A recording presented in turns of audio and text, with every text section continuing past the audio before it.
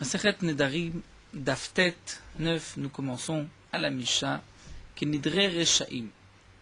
Donc là encore, nous explique le Ran, cette Mishnah va nous expliquer les Yadot. Donc nous avons vu les Nedarim, parce qu'un homme fait un vœu, va s'interdire tel ou tel aliment, tel objet. Il peut y avoir un kinouï des Nedarim, que nous verrons par la suite, lorsqu'un homme va utiliser un surnom, un lachon de Konam, Konas, Konar à la place de Korban. Et nous avons les Yadot, c'est le manche, c'est lorsque la personne n'exprime pas explicitement le Neder, mais que malgré tout, par sa parole, on comprend que c'est un Neder, donc c'est un manche qui l'amènera au Neder. Le cas de la Mishnah, Kenidre Reshaim, lorsqu'un homme a fait le vœu, et il a prononcé, il a dit ainsi, Kenidre Reshaim, comme le Neder d'un rachat, comme le vœu d'un rachat. C'est-à-dire comme le vœu d'un rachat, nous verrons dans la Gemara, ce sont les Reshaim qui font des Nedarim. Les Tzadikim ne font pas de Nedarim, nous verrons qu'il n'est pas bon de faire des Nedarim. Mais Kenidre Reshaim, donc si un homme a utilisé le terme Kenidre Reshaim comme le Neder d'un rachat, donc on comprend qu'il veut faire un Neder. Il n'a pas dit je fais le Neder. Nous allons expliquer la Gemara déjà d'après la conclusion que nous verrons dans la Gemara, c'est ce que déjà Loran nous explique. Il s'agit ici du cas d'un homme pour le premier cas, puisque nous avons ici trois cas, Nazir, Korban et Shvoua. Un homme se trouve dans la rue et voit passer devant lui un Nazir. Si cet homme dit, en voyant le Nazir passer devant lui, Kenidre Reshaim Hareni, comme le Neder du rachat, Hareni, je suis. Donc on comprend que cet homme-là a voulu devenir Nazir, comme ce Nazir qui passe devant lui. Puisque c'est ce qu'il a dit, Kenidre Reshaim, comme le Neder d'un rachat, c'est le rachat qui fait le Neder, il a dit Hareni, on comprend qu'il a voulu devenir Nazir. Si il a une bête devant lui, et il dit Kenidre Reshaim Alai, comme le Neder d'un rachat Alai sur moi. Donc Alai sur moi, c'est un engagement de quoi? D'apporter un korban. Donc il devra apporter un korban. Si un homme, dans le troisième cas, a dit Kenidre Reshaim Haimenu Shelo Ochel, c'est-à-dire comme le Neder du rachat, Haimenu de cela Shelo Ochel qui ne mangera pas. Et dans le cas où il a un morceau de pain devant lui, c'est une chevoie, c'est un serment que cet homme-là ne veut pas manger tel aliment, bien qu'il n'a pas dit Mefourash le mot de chevoie, ou pour Nazir, il n'a pas dit Nazir, pour le Korban, il n'a pas dit Korban, mais c'est le Yad, on comprend de ces paroles. Donc ça, c'est d'après la conclusion de la Gemara, qu'il s'agit du cas où il a dit, donc, ou bien Hareni, ou Alai, ou Hay Menu, et chez l'Ochel, comme nous verrons dans la Gemara. Si un homme a dit cette même phrase, mais il a, au lieu de Reshaim, il a dit Kenidre Kesherim, comme le Neder d'un homme kasher, d'un homme pieux. Il a dit, en voyant un Nazir passer devant lui, Kenidre Kesherim Hareni. Je suis comme le Neder d'un homme kasher. Donc là, il n'a rien dit, Lo Amarkloum. Pourquoi? Puisqu'un homme kasher ne fait pas de vœu. Aussi, il a dit, en ayant une bête devant lui, Kenidre Kesherim Alai, il n'a pas d'obligation d'apporter un korban. Ou Kenidre Kesherim Haimenu Shelo Ochel, il n'a pas d'interdiction de chevoie de manger cet aliment. Si l'homme a dit Kenidvotam, c'est-à-dire s'il a utilisé le lachon Kenidvotam, comme les Nedavot, c'est-à-dire comme, non pas le vœu, mais la Nedava, le cadeau, le don d'un homme kasher, là effectivement on dira Nadar ben Nazir ou Bekorban. C'est-à-dire si un homme a un Nazir qui passe devant lui et il dit Kenidvotam comme la Nedava d'un homme kasher, Hareni, c'est qu'il veut devenir Nazir. S'il dit Kenidvotam comme la Nedava d'un homme kasher, Alai, en ayant une bête devant lui, c'est qu'il veut apporter un korban. Et le Ran nous dit que pour la chevoie, il n'y a pas dans ce cas-là de possibilité, puisqu'il n'y a pas de Nedava possible pour la chevoie. Encore, nous verrons qu'un tzaddik, un homme kasher, peut faire un don. Une Nedava, c'est une bonne conduite. Mais pour la chevoie, toute chevoie n'est pas une bonne conduite. Et un kasher, un homme kasher, ne fait pas de chevoie. Bien que le Ran soulève, nous avons vu que plus haut, pour s'empresser à une mitzvah, il est bon de faire une chevoie, mais cette chevoie ne s'appelle pas une nedava, puisque de toutes les manières, il a l'obligation d'accomplir la mitzvah. Un petit point que soulève le Ran, qui est important ici pour comprendre les différences entre neder et nedava. Généralement, nous savons, comme c'est marqué dans la Maseret Megillah, la différence entre un neder et une nedava. C'est que nedava, c'est lorsqu'un homme dit harezo. Il a une bête devant lui, il va dire harezo ola. Cette bête sera un korban ola. Ou si, ça c'est une nedava. Si un homme dit harealai ola, je dois apporter, donc sur moi d'apporter un korban ola, ça c'est un neder. La différence entre un neder et une nedava, c'est que le neder, puisqu'il c'est un engagement sur lui-même, même si la bête qu'il avait devant lui est morte, il doit apporter une autre bête en tant que korban. Pour la nedava, puisqu'il a dit c'est cette bête, si cette bête meurt, il n'a plus d'obligation d'apporter un korban. La question qui se pose ici, que soulève le Ran, c'est que toute cette différence entre nedava et neder ne peut s'appliquer que pour les nedarim des korbanot. Mais pour une nézirout, nous voyons dans la Mishnah qu'il y a une différence si on a dit kenidre ksherim ou kenedava de ksherim pour le nazir.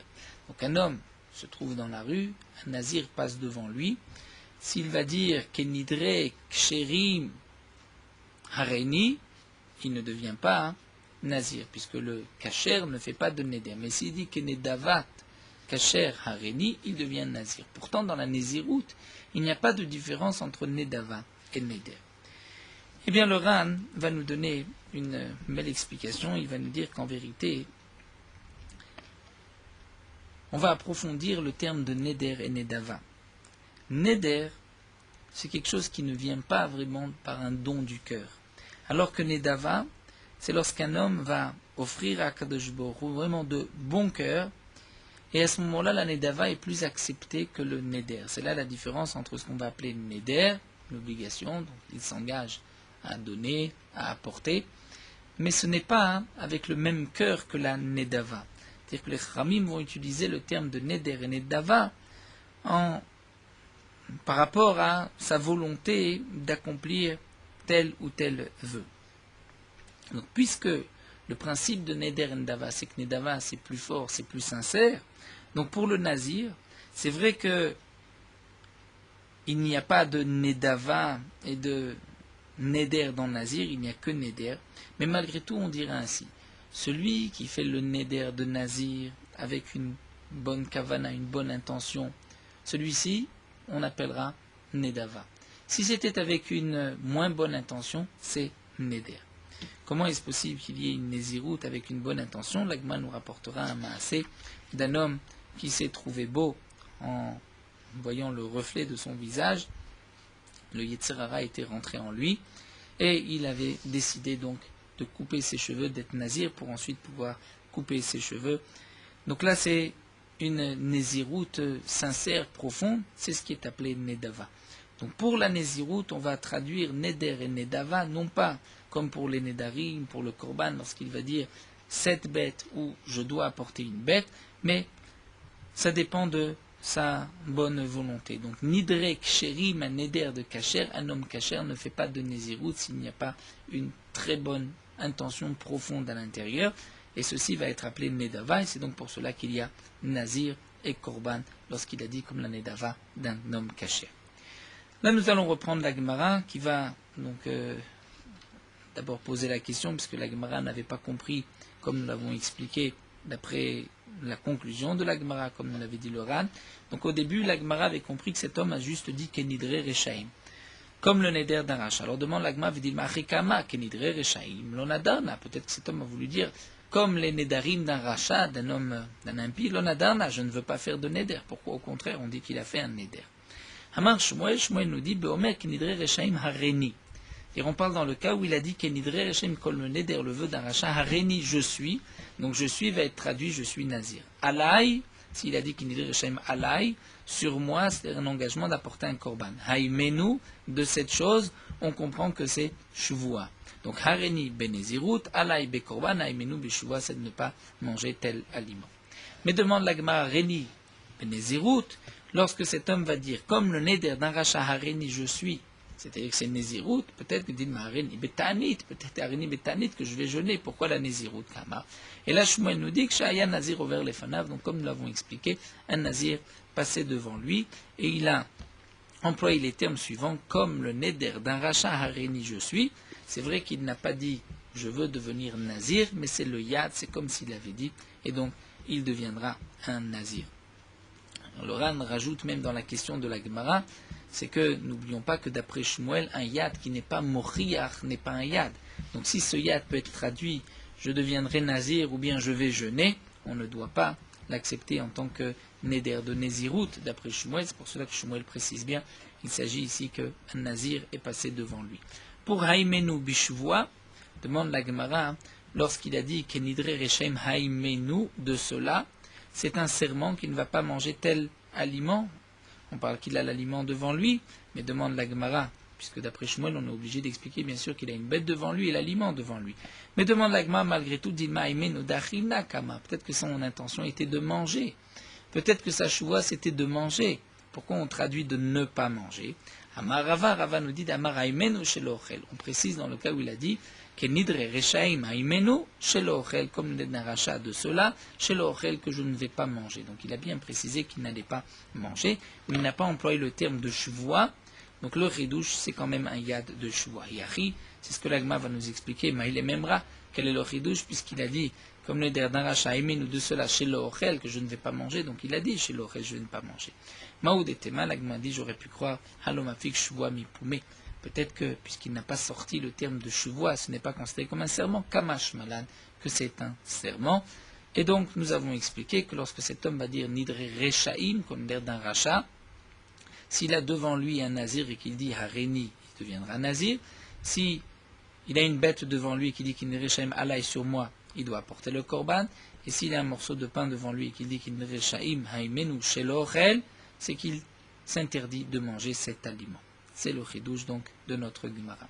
Nous allons sauter le mot haden, comme nous dit Mara Miranjbourg, de ne pas lire ce mot-là. La Gemara continue Kinidrek sherim lo amarklum kenidvotam nada.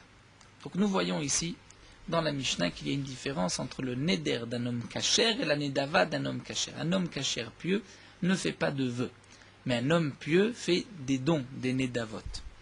Demande l'agma Mantana, qui est l'auteur de notre Mishnah, des Chanele ben neder nedava, qui fait la différence entre un neder et une nedava, qu'un neder, ce n'est pas bon, un kasher, un homme kasher ne fait pas de vœux, mais une nedava, un don, il peut en faire. Lema, nous dit l'agma, on n'a qu'à dire que c'est l'orabmir, l'orabluda, niramir, abluda, comme nous allons voir des Tanya, nous avons une braïta. Là, c'est la première braïta, nous allons voir à propos de la gravité de faire des vœux. Est-ce qu'il est bon de faire des vœux? Jusqu'à présent, on parle de vœux comme si c'était quelque chose de positif. Nous allons voir que non, effectivement, ce n'est pas bon de faire des vœux. Nous dit le Pasuk dans Kohelet, Tov asher lotidor mishetidor veloteshalem. Il vaut mieux ne pas faire de vœux plutôt que de faire un vœu et de ne pas accomplir. Rabbi Meir nous dit, Détania dans la Braïta, c'est marqué Tov asher lotidor, mais il y a mieux que cela encore.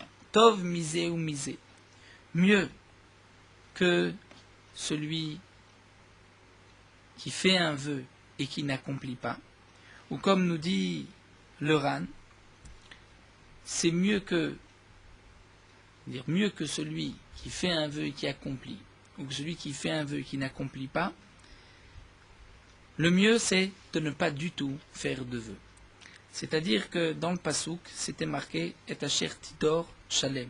Le vœu que tu fais, tu dois accomplir. Tu dois le payer. Et le Pasuk nous dit « Mais il vaut mieux que tu ne fasses pas de vœu plutôt que de faire un vœu et de ne pas l'accomplir ». Donc Rabbi Meir nous dit que ce tov, ce qui est mieux de ne pas faire de vœu, se rapporte sur les deux psukim. Il vaut mieux ne pas faire de vœu plutôt que de faire un vœu et de le payer, ou de faire un vœu et de ne pas le payer. Et comme nous explique ici le Ran, d'après la Havamina ici de la Gemara, c'est pas seulement pour les Nedarim, c'est même pour les Nedavot. Donc que ce soit un vœu ou un don, il vaut mieux ne pas en faire d'après Rabbi Meir, d'Ivra Rabbi Meir. Donc la Mishnah qui fait une différence entre Neder et Nedava, ce n'est pas d'après Rabbi Meir. Rabbi Yehuda lui dit, Tov misé ou misé, noder ou meshalem. C'est vrai, nous dit Rabbi Yehuda, que dans le passage c'est marqué Tov ashelotidor mishtidor velote shalem. Il vaut mieux ne pas faire de vœu plutôt que de faire un vœu et de ne pas payer son vœu. Mais mieux encore est de faire un vœu et de l'accomplir. C'est ce que pense Rabbi Yehuda, Tov misé ou misé, noder ou meshalem. Donc d'après Rabbi Yehuda, même un homme kasher, il est bon de faire un vœu si on va l'accomplir, si on va payer son vœu. Donc a priori, le Tana de la Mishnah n'est ni Rabbi Meir ni Rabbi Yehuda. D'après Rabbi Meir, a priori, il n'y a pas de différence entre un neder et une nedava, donc il ne faut pas faire de vœu, ni de nedava. D'après Rabbi Yehuda, au contraire, il est bon de faire des nedarim. L'Agma répond à Filutema Rabbi Meir, on peut dire que notre Mishnah c'est d'après Rabbi Meir. Qui kama Rabbi Meir beneder benedava lo kama. Ce que nous a dit Rabbi Meir, qu'il n'est pas bon de faire un vœu, un neder, mais une nedava, faire un don. Là, Rabbi Meir n'a pas dit qu'il n'était pas bon. Nous verrons quelle est la différence entre un neder et une nedava.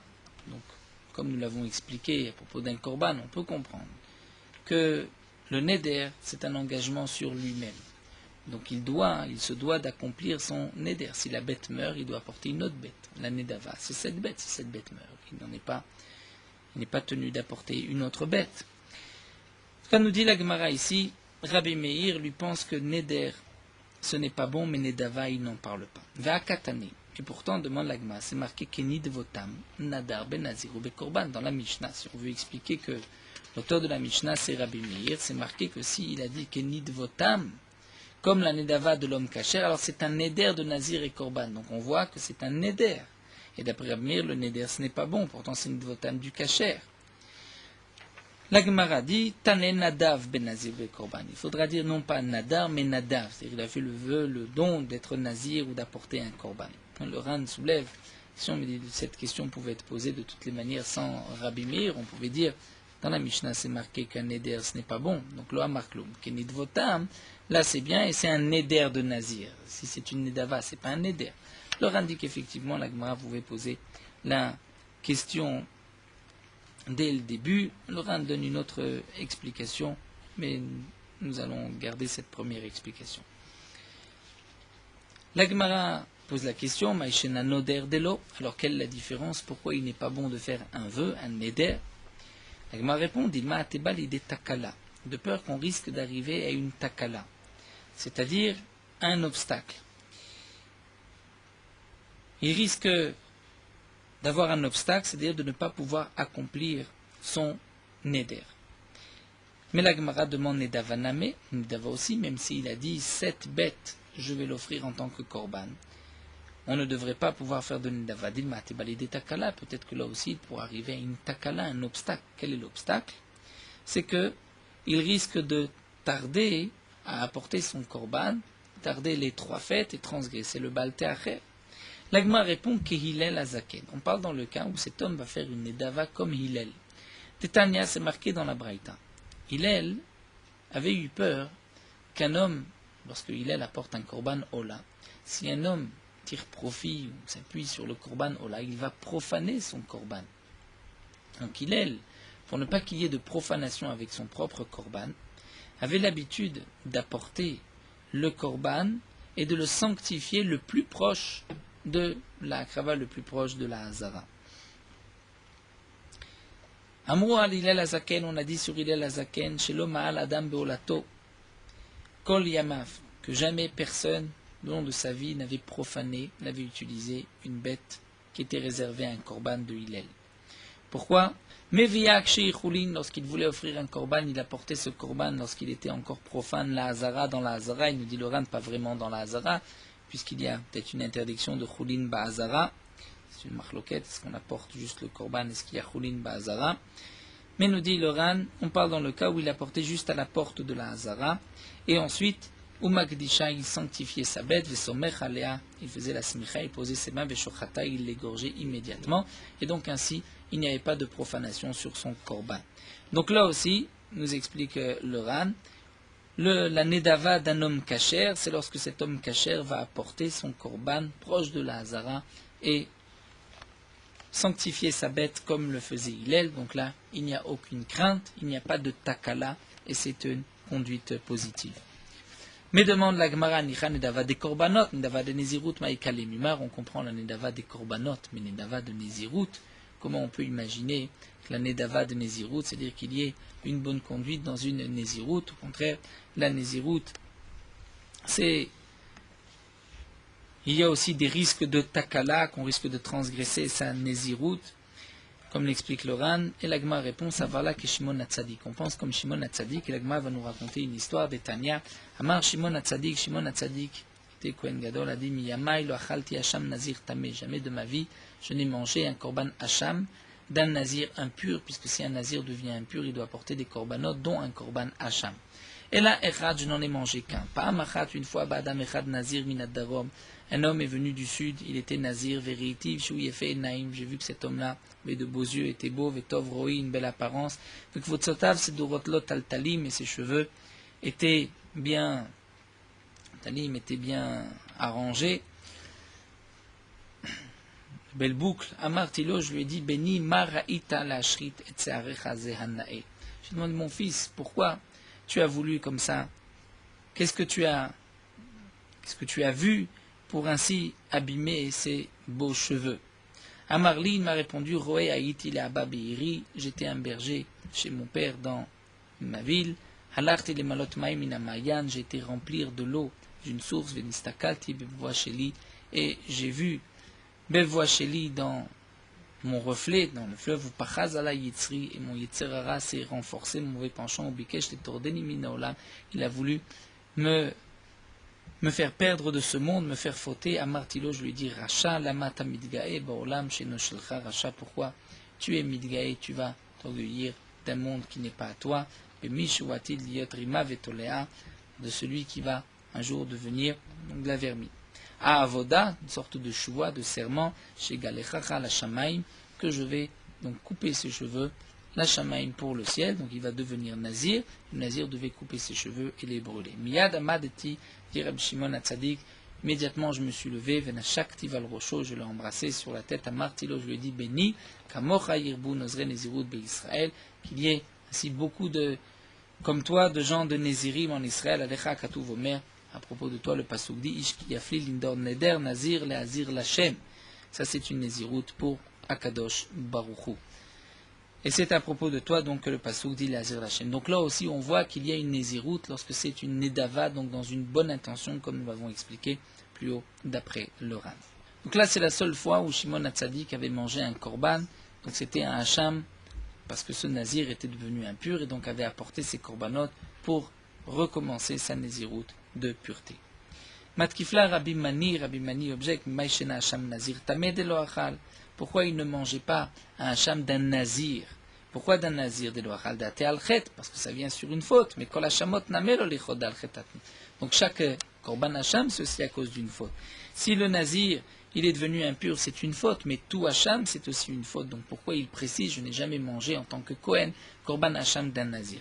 Amarle Rabbi Yonah lui répondait, Inutama, voici la raison, la différence entre le Hacham Tamé et les autres Hachamot, Hacham du Nazir Tamé, parce que les Nézirim Shen Toim, lorsque ils regrettent leurs mauvaises actions, Nozrim, ils décident de devenir Nazir, ou comme explique ici l'expression du Mefaresh, Rashi, Shen Toim, c'est-à-dire lorsqu'ils sont en colère, ils font leurs vœux, ou Shen Metamim Verabin Alem Yime Nezirut, lorsqu'ensuite ils deviennent impurs, et que les jours de la Nézirut vont s'allonger, puisque le Nazir impur doit recommencer ensuite les 30 jours, Mitraratim Baem, ils regrettent toute leur Nézirut, Venimtseu, Mevim, Chulin Lazara, ils amènent ainsi Chulin Lazara, un korban profane Lazara, comme dit le Ran, bien sûr, ce n'est pas un korban Chulin profane Lazara, puisqu'ils sont quand même Nézirim, mais puisqu'ils n'ont pas une bonne intention, ils regrettent toute leur Nézirut, donc même leur korban n'est pas tellement valable, n'est pas tellement accepté, et c'est pour cela que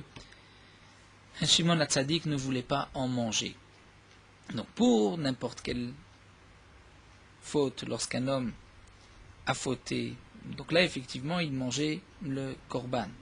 Mais là, le problème était le suivant, c'est que le Nazir va même regretter lorsqu'il devient impur toute sa Nézirut, et donc son korban n'est plus agréé, n'est plus valable.